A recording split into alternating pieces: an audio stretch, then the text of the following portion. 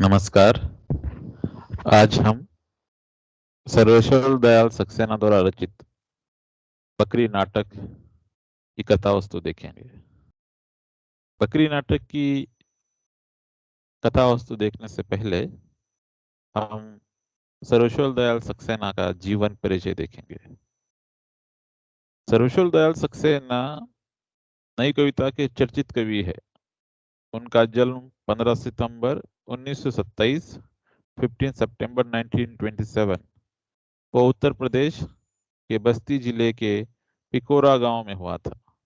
उनके पिता विश्वेश्वर दयाल और माता सौभाग्यवती दोनों अध्यापक थे। उनकी शिक्षा दीक्षा बस्ती, बनारस और इलाहाबाद में हुई थी। कुछ समय तक वे स्कूल में अध्यापक रहे, क्लर्क की भी नौकरी की। बाद में दोनों पदों से त्यागपत्र देकर दिल्ली चले आए। वे आकाशवाणी समाचार में भी काम करते रहे। बाद में वे दिनमान के उपसंपादक रहे और प्राग पत्रिका के संपादक बने। सक्सेना जी का साहित्यिक जीवन काव्य से आरंभ हुआ, तथापि चर्चे और चरखे स्तंभ दिनमान में छपे जो काफी लोकप्रिय थे। रचना तथा पत्रकारिता में उनका लेखन उनकी बानगी पेश करता है। वे प्रसिद्ध कवि एवं साहित्यकार थे। सर्वेश्वर दयाल सक्सेना तीसरे शतक के महत्वपूर्ण कवियों में से एक थे। कविता के अतिरिक्त उन्होंने कहानी, नाटक और बाल साहित्य भी रचा। उनकी रचनाओं का अनेक भाषाओं में अनुवाद भी हुआ। उनकी कुछ प्रमुख रचनाएं इस प्रकार से है। उनके काव्य संकलन है तीसरा सप्तक, संपादक अज्ञेय, काठ की घंटिया, बांस का पुल, एक सूनी नाव, गर्म हवाएं, कुआनो नदी, जंगल का दर्द, खूंटियों पर टंगे लोग, क्या कहकर पुकारो, प्रेम कविताएं, कविताएं एक, कविताएं दो, कोई मेरे साथ चले, मेघ आए, काला कोयल। ये उनके काव्य संकलन हैं। उनके उपन्यास स- उनके उपन्यास इस प्रकार से है। पागल कुत्तों का मसीहा, ये लघु उपन्यास है। सोया हुआ जल, ये भी लघु उपन्यास है। उड़े हुए रंग, यह उपन्यास सूने चौखट नाम से 74 में प्रकाशित हुआ था। सच्ची सड़क, अंधेरे पर अंधेरा, ये इनके प्रमुख उपन्यास है। इनकी नाट्य कृतियां इस प्रकार से है। बकरी, इस उपन्यास का लगभग सभी भारतीय भाषाओं में अनुवाद एवं मंचन हो चुका है। लड़ाई, अब गरीबी हटाओ, कल भात आएगा तथा हवालात, यह एकांकी नाटक के यम के रैना के निर्देशन में प्रयाग द्वारा मंचित रूपमती बाज बहादुर तथा होरी धूम मचोरी मंचन हिसाब किताब। इनकी यात्रा संस्मरण का नाम है कुछ रंग कुछ गंध। बाल कविता की जो दो किताबें इन्होंने संकलित की वो इस प्रकार से है। बतुता का जूता, महंगू की टाई। बाल नाटक है भौं भौं, खो खो, लाख की नाक। इन्होंने कुछ किताबों का संपादन भी किया, जिसमें शमशेर मलयज के साथ ये किताब इन्होंने संपादित की। रूपाम्बरा संपादक अज्ञेय जी थे, जो 80 में सहायक संपादक सुरेश्वर दयाल सक्सेना बने। अंधेरे का इतिहास, नेपाली कविताएं और रक्त बीज। अन्य में दिनमान साप्ताहिक में चर्चे और चरखे नाम से चुटीली शैली का गद्य इन्होंने नियमित 1969 के बाद प्रकाशित होता रहा। दिनमान तथा अन्य पत्रिकाओं में साहित्य, निरंतर रंगमंच, संस्कृति आदि के विभिन्न विषयों पर टिप्पणियां तथा समीक्षात्मक लेख। सर्वेश्वर की महत्वपूर्ण गद्य रचनाओं को 4 खंडों में प्रकाशित किया है।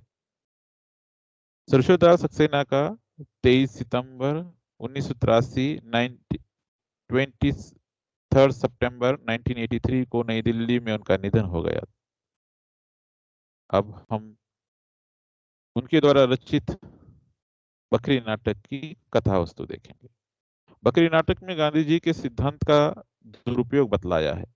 किस प्रकार आज गांधी जी की बकरी का गांव में इस्तेमाल किया जाता है। ग्रामीण जनता को गांधी के सिद्धांतों के जामे दिखाकर नेतागण वोट प्राप्त करते हैं और फिर कुर्सी हासिल करते हैं। गांधी के नाम पर आज भी आम जनता की लूट हो रही है। बकरी के माध्यम से सर्वेश्वर ने आम आदमी के शोषण कथा को बड़े सहजता के साथ प्रस्तुत किया है। बकरी गरीब जनता का प्रतीक है। बकरी की कथा वस्तु 2 अंकों में विभाजित है। प्रत्येक अंक में 3-3 दृश्य है। हर दृश्य के अंत में नट नटी के गायन की योजना की गई है। गायन के माध्यम से वर्तमान परिस्थिति का विश्लेषण किया है। गांव वासियों की दयनीय स्थिति, उनकी कमजोरी का राजनेता किस प्रकार से दुरुपयोग करते हैं, यह नाटक की कथा वस्तु है। विशेष बात है कि इस कथा वस्तु को प्रस्तुत करने के लिए सर्वेश्वर ने कथानक, घटनाओं, पात्रों, शिल्प का कोई ताना बाना नहीं बुना है। 3 डाकू, एक सिपाही और उनके द्वारा गांव की एक गरीब औरत की बकरी हड़प लेने का प्रसंग है। उसी के चढ़ाव उतार द्वारा सारी विडंबना प्रस्तुत की है। उनके संवाद, उनकी मुद्राएं, उनके गीत अभिनय और स्थितियां स्वतः क्रूर सत्य को कहती चलती है। एक तरफ डाकू अर्थात व्यवस्था की योजनाएं और उनके बीच गरीब औरत की बेबस पुकार, दूसरी तरफ चौपाल का दृश्य और ग्रामीणों की चिंता, व्यथा, नाटकीय व्यंग्य और करुणा को समेटते हैं। कहते व्यंजित करते हुए नाटक आगे बढ़ते हैं। नाटक में बकरी संस्थान, बकरी स्मारक निधि, बकरी सेवा संघ, बकरी शांति प्रतिष्ठान जैसी अनेक संस्थाओं का उल्लेख है। इन संस्थाओं के नाम से हमारे सारी व्यवस्था तंत्र, सरकारी संस्थाओं के आम आदमी के साथ हो रही व्यभिचार को लेखक ने खोल के रख दिया है। राजनीति के क्षेत्र में चुनाव संबंधी दृष्टि, योजनाएं, छलावा, हथकंडे पाठक के सामने लाकर छोड़े हैं। डाकुओं का कहीं आगे चलकर नेताओं में बदल जाना स्वतः सहज सशक्त व्यंग्य है। लेखक नेताओं के लंबे लंबे भाषण, झूठे दावों, शब्दों की फिजूल खर्ची, भाषण प्रियता, खास प्रकार की शब्दावली और टोन भी पाठक के सामने प्रस्तुत किए हैं। लेखक ने हमारे राजनीतिक नेताओं के व्यक्तित्व और उनके चरित्र का और उनके कारण उत्पन्न हुई संगतियों को उभारा है। जनचेतना को जागृत करने की लेखक की कोशिश यहाँ दिखाई पड़ती है। सर्वेश्वर की आस्था और विश्वास युवा शक्ति, युवा आक्रोश में साफ दिखता है। यद्यपि नाटक में सबसे अधिक प्रभावशाली प्रतिमा युवक की है। युवक आम आदमी को उत्तेजित करके अंत में सहसा नारे लगाता हुआ प्रविष्ट होता है। वह युवक नाटक को समाधान के संकेत स्थल पर पहुंचाता है। नाटक का प्रथम अंक अपने आप में काफी चुस्त और गतिशील है। इसमें प्रभाव क्षमता लक्षित होती है। दूसरा अंक कुछ पुनरावृत्ति और कुछ कल्पनाशीलता के लिए हुए है। विविध नाटक में कई भागों में सफलतापूर्वक खेला जा चुका है। इसकी प्रस्तुतियां देखकर वर्तमान राजनीतिक विडंबनाओं पर लोग सोचने पर बाध्य होते हैं। यही इस नाटक की सफलता, कामयाबी है। चरित्र की दृष्टि से बकरी नाटक में नेता, मंत्री एवं पुलिस आदि सत्ताधारी सुविधाभोगी पात्रों का चरित्र प्रस्तुत किया गया है। दुर्जन सिंह, कर्मवीर, सत्यवीर और विपत्ति आदि पात्र व्यवस्था का विकृत रूप और सत्ता का स्वरूप उभारने वाले पात्र है। ये सभी पात्र वर्गीय है। इन पात्रों में सिपाही सत्ता का प्रतीक है। दुर्जन सिंह सुविधाभोगी राजनेताओं का प्रतीक है, जो गांधीवादी सिद्धांतों की तोड़ मरोड़ कर प्रस्तुत करता है। कर्मवीर और सत्यवीर गांधी जी द्वारा प्रतिपादित कर्म, सत्य आदि के आदर्शों के प्रतीक है। इन पात्रों के विरोध में जिन पीड़ित एवं शोषित पात्रों को चित्रित किया गया है, युवक इस जनवादी चेतना का सशक्त प्रतिनिधित्व करता है। इस नाटक में बकरी परोक्ष रहकर समग्र चारित्र्य अर्जित कर लेती है। बकरी केवल प्रतीकार्थ ग्रहण नहीं करती, उसका विशेष स्वरूप और शील भी है। यह बकरी दूध देने वाली, घास चरने वाली बकरी नहीं है। यह तो कुर्सी, धन और प्रतिष्ठा देने वाली बकरी है। बकरी नाटक के पहले अंक में सिपाही और 3 व्यक्तियों का कथोपकथन है, जिसमें गांधी जी की बकरी मिलने की बात की गई है। ये बकरी उनके मत से कुर्सी, धन और प्रतिष्ठा देने वाली है। सभी तो 3 व्यक्ति समूह में सामूहिक रूप में गीत गाते हैं। कुर्सी भी मिल गई, सेवा भी मिल गई, माधव भी मिल गए, मेवा भी मिल गई रे मिल गई, मिल गई रे मिल गई। दूसरे दृश्य में युवक तथा ग्रामीणों के बीच संवाद है। दूसरे अंक में भी युवक और सिपाही दोनों के संवाद है। दूसरे अंक के दूसरे दृश्य में नेताओं की जीत तथा ग्रामीणों की हार को दर्शाया है। युवक ग्रामीणों को उपदेश करता है और ग्रामीण उस युवक की बातों को कुछ अंतर के बाद समझने लगते हैं।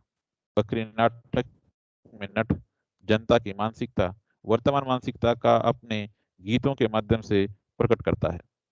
बकरी नाटक की शुरुआत ही नटी द्वारा मंगलाचरण से होती है, परंतु नट उसे राजनीतिक संदर्भ जोड़कर सारी स्थिति को स्पष्ट करता है। पांचों देव समदल लगी ढोंग की रेस, जिनके कारण हो गया देश आज परदेश। बकरी सामान्य लोगों का नाटक है जो जन सामान्य की भाषा में लिखा गया है। सर्वस्व कवि होने के कारण नाटक में उनके काव्य सौंदर्य चार चांद लगा दिए है। लोक भाषा का प्रयोग सर्वेश्वर की विशेषता है। बकरी नाटक में लोक भाषा का प्रयोग सुंदर ढंग से किया है, जिसे काव सोचे सरकार, हमरे ऊपर तो दो तरफ से मार है, दुई बड़कन के बीच हम कहाँ जाए काव करे। बकरी नाटक में युवक के मुख से सहज भाषा का उन्मेष हुआ है। बकरी नाटक में सर्वेश्वर ने गांधी जी के सिद्धांत का दुरुपयोग दिखलाया है। आज की पूरी राजनीतिक सामाजिक व्यवस्था पर चोट करता लेखक का मुख्य उद्देश्य रहा है।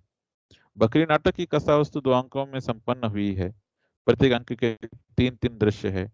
नाटक में कुल 15 पात्र है। युवक नाटक का नायक है।